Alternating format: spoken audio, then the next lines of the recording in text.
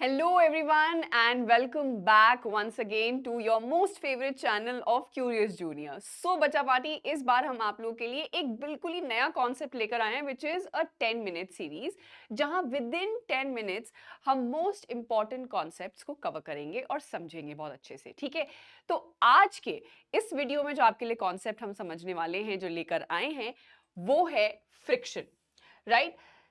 एक ऐसी चीज, एक ऐसा फोर्स जो eight all points of time हमारी लाइफ में वर्क कर रहा है। कैसे, अभी समझते हैं।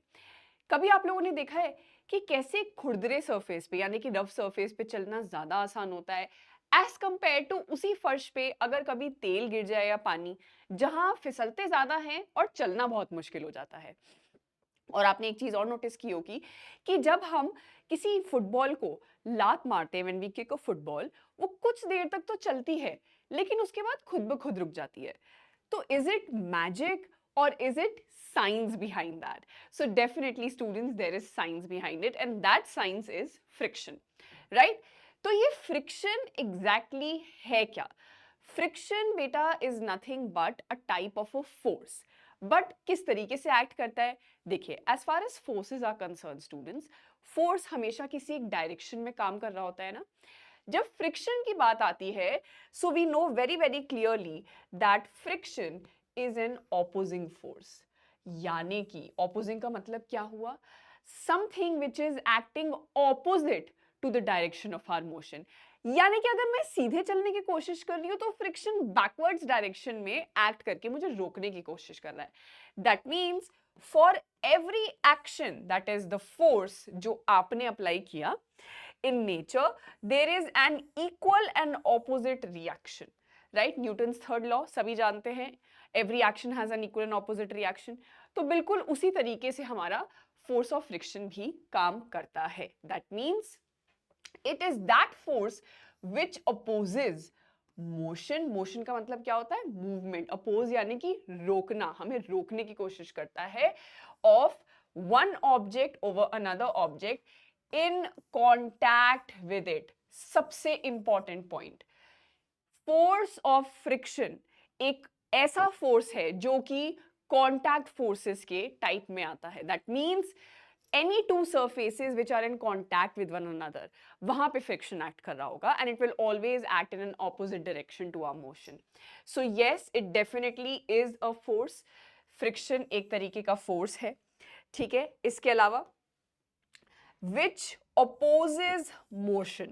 opposes motion as in it stops, it basically tries to stop us।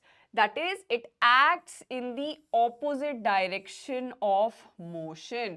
तो अगर मैं नॉर्थ डायरेक्शन की तरफ मूव करने की कोशिश कर रही हूं, if my will is to move towards north direction, force of friction south direction की तरफ काम करके मुझे रोकने की कोशिश करेगा। It will try to slow me down, right?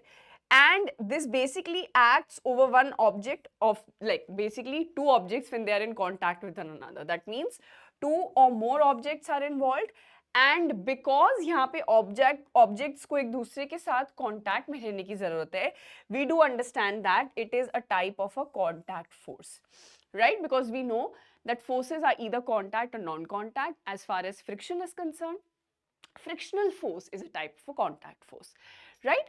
So that is what friction basically means, what means like। and अगर हम अपनी रियल लाइफ की बात करें कि रियल लाइफ में, जैसा मैंने कहा कि ये force at all points of time काम कर रहा है, when you are walking on the road, when you are riding your bicycle on the road, when vehicles are being driven on the road, right? The wheels are in direct contact with the road, है ना? तो वो जब road के साथ contact पे है, फर्श के साथ कांटेक्ट पे है, there is friction acting. And yes, I do understand that ma'am, ये फिर हम चल कैसे पाते हैं, हम अपनी व्हीकल्स को ड्राइव कैसे कर पाते हैं? Reason being, yes, friction acts in a direction opposite to our motion, but basically it also helps us to move. Because जब फ्रिक्शन हमें रोकने की कोशिश करता है तो हम अपनी तरफ से और फोर्स लगा के अपने मोशन को क्रिएट करने की कोशिश करते हैं। क्योंकि आप खुद सोच के देखिए कि अगर फर्श थोड़ा भी स्लिपरी होता, पानी होता, वहां पे तेल होता, आपके लिए चलना बहुत मुश्किल हो जाता, राइट? तो इस तरीके से फ्रिक्शन हमें हेल्प करता है. Walking on the road, walking, a very basic task that all of us do on a daily basis, right? Writing on the notebook as well as the blackboard. In fact, even now, when I am writing on this very smart screen, it is because of friction only. Otherwise, I wouldn't have been able to write, right? ठीक है. तो अब अगर बात की जाए एक बहुत ही सिंपल से क्वेश्चन की, that what does friction actually depend upon, तो क्या लगता है आपको क्या आंसर होना चाहिए? The nature of the surface, कि कितना स्मूथ या रफ सर्फेस है, और the direction of the surface, right? And basically the answer to this question, students, is the nature of the surface. That is, surface कितना smooth या कितना rough है. Doesn't matter surface inclined है कौन से angle पे, friction हमेशा opposite to our motion he act करेगा. What it will depend upon is कि surface जिस पे हम motion create करने की कोशिश कर रहे हैं, वो कितना smooth या कितना rough है, right? इस चीज पे डिपेंड करेगा. अब ये जो स्मूथनेस और रफनेस है एक सरफेस की, ये कौन डिटरमाइन करता है? तो बेटा देखो, in reality in our world, I am sorry, there is no surface which is absolutely smooth, है ना, इरेगुलरिटीज होती हैं. So more the roughness of a surface, जितना खुरदरा सरफेस होगा, larger will be the number of irregularities in that surface, उतनी ही ज़्यादा irregularities होंगी. तो आपको जो यहाँ पे इस वक्त नज़र आ रही हैं, ये जो आप irregularities देख पा रहे हो इन दोनों surfaces में, right?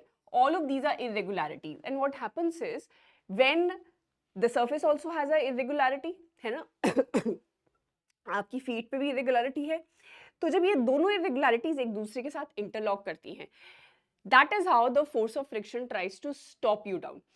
But because you want to move ahead, you apply more force. That is how friction allows us to walk, right? So more the roughness, larger the number of irregularities on its surface, and hence force of friction is greater. ठीक है, तो जितना ज्यादा rough surface होगा, force of friction उतना ही ज्यादा होगा, आपके लिए चलना उतना ही आसान हो जाएगा as compared to a smooth surface. Now, yes, there are certain conditions in which we do try to reduce friction, जैसे कि machines में especially, right? तो अगर हम देखें, अब अगर फ्रिक्शन को रिड्यूस करने की बात आती है, क्योंकि बेटा फ्रिक्शन में क्या होता है, बहुत ज़्यादा हीट लॉस होता है, जिसकी वजह से कई बार क्या होता है कि चीज़ें खराब होने लगती हैं. तो फ्रिक्शन को कई बार रिड्यूस करने की भी ज़रूरत पड़ती है. तो उसके लिए हम क्या कर सकते हैं? By using lubricants. अब आप देखिए कि इरेगुलरिटी सरफेस 1 की है, राइट? और यहाँ पे अगर आप देखें, ये इरेगुलरिटी सरफेस 2 की है. ये इरेगुलरिटीज एक दूसरे के साथ इंटरलॉक कर जाएंगी तो फ्रिक्शन बढ़ जाएगा. बट अगर आप इस इंस्टेंस में देखें, हमने यहाँ पे एक लेयर ऑफ ऑयल अप्लाई कर दिया है ना. So now this layer of oil separates the two rubbing surfaces a little and reduces the friction. अब वो इरेगुलरिटीज एक दूसरे के साथ इंटरलॉक नहीं कर सकती, तो हमने फोर्स ऑफ फ्रिक्शन को थोड़ा रिड्यूस कर दिया. ऐसे ही पॉलिशिंग द सर्फेसेस, पॉलिश करके भी हम ये सेम चीज ही अचीव कर सकते हैं.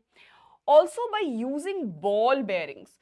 नाउ बेसिकली आप लोग ये हायर क्लासेस में पढ़ोगे कि फ्रिक्शन 3 तरीकों का होता है, right? Sliding, static and rolling. जब बात आती है रोलिंग फ्रिक्शन की, जहां पे हम ये बॉल बेयरिंग्स यूज करते हैं ना, सो इंस्टेड ऑफ स्लाइडिंग, अब जब हम बॉल बेयरिंग्स यूज कर लेते हैं तो it is rolling friction which has come into play, जो कि फ्रिक्शन को और ज्यादा रिड्यूस कर देता है और हमारी एफिशिएंसी को इंक्रीज कर देता है. हेंस हम इन तीनों ही चीजों की मदद से अपने फ्रिक्शन को कम भी कर सकते हैं, जहां हमें अपना हीट लॉस बचाना है, राइट? ठीक है, अब कुछ क्वेश्चंस आंसर करते हैं, सिंस आप लोगों ने फ्रिक्शन का एक बेसिक कॉन्सेप्ट समझ लिया है. So starting with the first one, what type of force is friction? जब बात आती है फ्रिक्शन की, तो फ्रिक्शन किस तरीके का फोर्स है? Is it a contact force, a non-contact force, electrostatic और magnetic force? तो बेटा आप लोगों को repeatedly बताया गया है that as far as friction is concerned, friction acts between any two surfaces which are in contact. Hence, it is definitely a contact force. Right? Okay, great job. Moving on to the next question, students. What will happen to a moving object if there is no friction? अगर friction हुआ ही नहीं और एक object move कर रहा है तो क्या होगा उस ऑब्जेक्ट के ऊपर असर? The object will stop, the object will keep on moving, the object will change speed, the object will change direction. क्या लगता है आप लोग को, अगर फ्रिक्शन काम नहीं करेगा तो? तो बेटा इसका आंसर है the object will keep on moving. आप खुद सोच के देखिए, अगर फ्रिक्शन ऑपोजिट डायरेक्शन में काम ना करे, ऑब्जेक्ट को ना रोके, तो object will continue to move, right? So that is what the impact of no friction would be on a moving object. Now this question students is up to you, आप लोग को आंसर करना है comment box में, ठीक है? So which of the following reduces friction in a rotating machine? अगर एक मशीन रोटेट कर रही है तो उसमें फ्रिक्शन रिड्यूस करने के लिए इसमें से आप क्या इस्तेमाल कर सकते हो? व्हील्स, रोलर्स, बॉल बेयरिंग्स और हैंडल। बेटा मशीन की बात हुई है तो बहुत ध्यान से आंसर करना, and I want all of your answers in the comment box below, ठीक है? Right, so thank you so much for watching this video and please be with us. आपके लिए ऐसी अमेजिंग कॉन्सेप्ट्स हम लेके आते रहेंगे under 10 minutes. Till then bye everyone, thank you.